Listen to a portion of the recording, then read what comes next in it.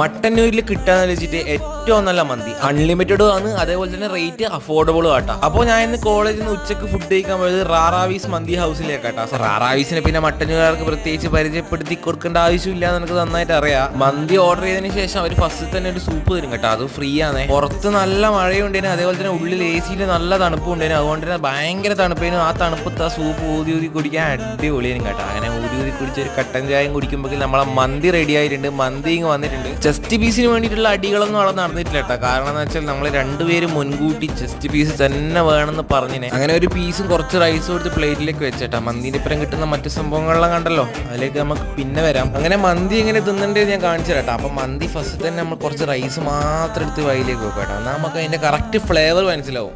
അതിന് ശേഷം നമുക്ക് കുറച്ച് സലാത്തി മാത്രം എടുത്തിട്ട് വെക്കണം. അതിന് ശേഷം കേട്ടോ മയോണൈസ് ഞാൻ പ്രൊമോട്ട് ചെയ്യില്ലേ, കുറച്ചെടുക്കാവും. ഞാൻ കുറച്ച് എടുത്തിട്ടുള്ളൂ. മന്തിനേക്കാളും ഡബിൾ ഫാറ്റ് ആട്ടാ മയോണൈസ്.